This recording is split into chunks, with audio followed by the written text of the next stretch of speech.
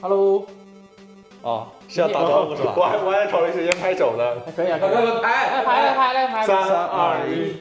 今天呢，什么日子我们来开一个手机。？X8 Ultra 发售啊！哎，请问你一个问题，就是你底下盖个衣服什么意思啊？太冷了，开了空调。开了空调冷是吧？为什么？你不是穿长裤吗？长裤这个你在干什么啊？这裤子太薄了，所以我要盖一下。不多说好吧，直接开好吧。这是空强自费购买并且自愿借给我们的范的X8 Ultra，真自愿吗？看你体验一下。并且还让我们先用一下。这手机买的还挺波折的，因为好像说长沙到处就是这个白色和粉色都缺货。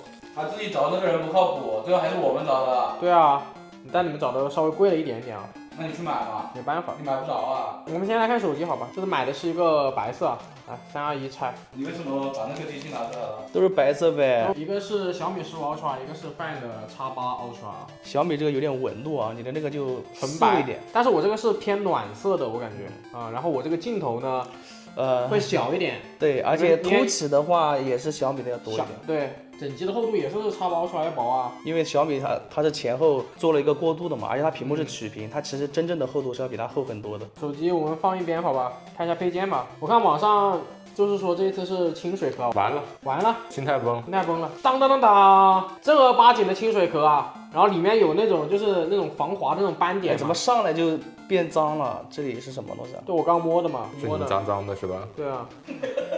为什么要送清水壳啊？那这个防油污性能恐怕是有点差哦。1+13T 它不是全系的颜色都是那个磨砂的硅胶壳吗？为什么你最高端的 Ultra 要用清水壳呢？iPhone 没有壳呢，你怎么不说呢？就是啊。你买的三星有壳吗？我不管，它没壳，它是全系都没壳。你的低端系列有好壳，为什么不给高端系列配呢？谁说1+13T 的低端啊？我说的。你是谁？李杰？它便宜一些，它就低端。然后再看一下充电器吧，有什么好看？没什么好看的吧，100瓦就很经典。然后好了，可以了，不用看了。哎 ，A 口还是 C 口啊 ？A 口啦，A 口啦。这个壳也是四周稍微有一点凸起的那种，就保护4个角呗，跟它那种低端系列的手机壳是差不多的。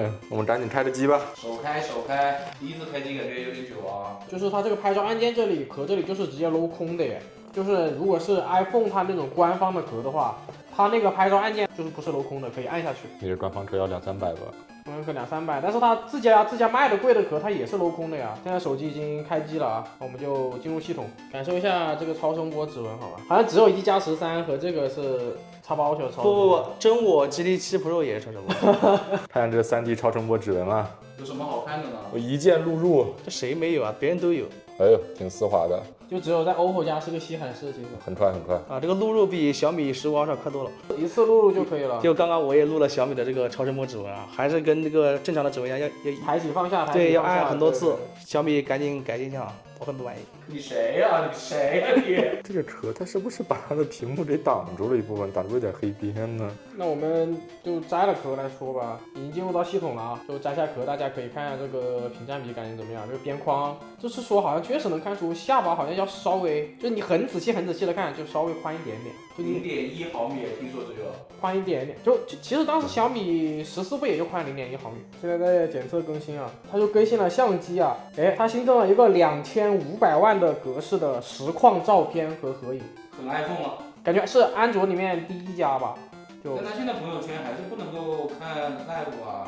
你不是说 vivo 可以看的吗？我的300 Pro 昨天可以了啊，不知道它有没有。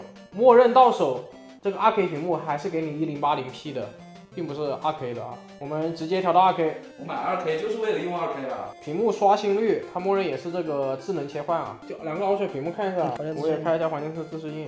哦呦，OPPO 好黄啊！好黄啊！我觉得有点过于黄了啊。正常的颜色应该是介于它们2个之间。就是小米的这个颜色一直都是有点蓝的呀，我是这么感觉的，你们2个也是这种感觉？我也觉得你说的对，你说的对，你们2个是对它有捧哏是吧？你们捧哏啊。然后我感觉这个屏幕的话，就正面看就都还可以吧，大角度的话小米就是偏蓝的，OPPO 就是偏黄的。可以更新了，那我们就重启一下更新到最新系统。那我采访你们一下，4曲屏跟直屏选什么？直屏都行。我对这个屏幕形态没有特别大的讲究，就是黑边不太严重就行。我的是只要它边框是等宽的，我就选直屏；边框不等宽，我就还选4曲面的。我是曲屏用腻了，之前是1+7 Pro、1+9 Pro， 然后是X90 Pro 加。我不知道大家有没有这个感觉，因为我拍照拍的比较多嘛。只要它屏幕有曲面的，我感觉我就一直摆不正，就曲面很难摆正。我即使开那个构图线也很难摆正，但直屏我就不会。我以前用直屏的时候，就是很容易就拍正了。我换到这个本身四取了之后，因为它边框的那个弧度比较窄嘛，所以就感觉又正了一点了。但是比直屏还是会要不习惯，就还是要歪一点。这一次的这个 USB 轴应该是居中了吧？两个其实都居中吧，感觉小米可能稍微往下一点点。然后这个充电口这个位置啊，就是小米15 Ultra 是没有注速的，因为大部分手机都就做了这个注速，但是小米15 Ultra 没有。这俩是哪个重一点？感觉差不多，其实那小米会最手一点点。以我的感觉来看啊，就重量是差不多，但是小米这个镜头太大了，就我摸的时候，就我手会受到一个阻力。这个X8呢，受到一点小爽。你看我手正好可以碰到它这个外圈那里，也不会挡到镜头，对吧？它的是一个直角中框，但是也没有很顶手。上一次那个线下店有人问小黄点有什么作用，好看，就是好看，它就是装饰作用嘛。我就是喜欢。现在这个X8 Ultra 我们已经更新到这个最新的系统了，我们就随便拍一点照片好吧？来拍吧。他们说它人像很厉害嘛。哎，它走着进去，哇，没了，没了。有个那个有个什么灵光动画，对，有点像那个小米15 Ultra，它第一次进去它有个什么鬼动画的，有点小帅。我就默认的了，来拍他们三个。我个人是觉得 OPPO 的要好看一些啊。哎，我也觉得，我就是在还这个屏幕挺自然上的是吧？我靠，这什么东西啊？什么？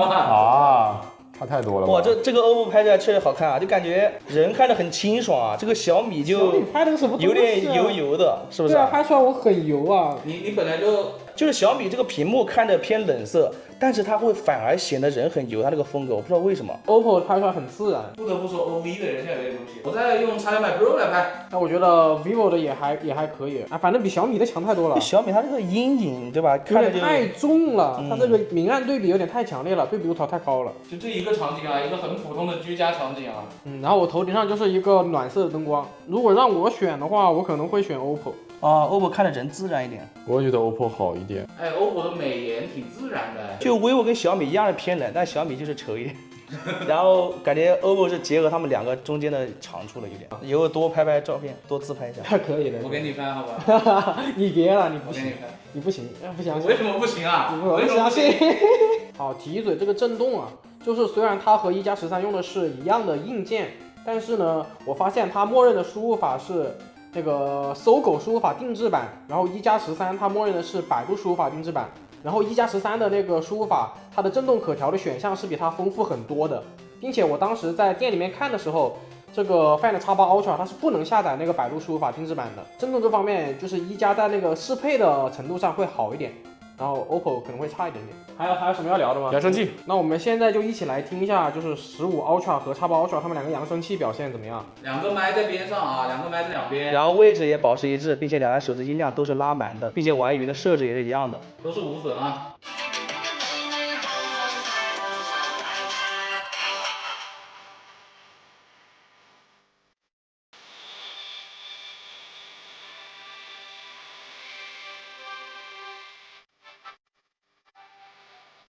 那好，我们我感觉有一点点嘈杂，有一点点吵，我也觉得，但是就还可以。还行吧。我们听一下X8 Ultra 啊。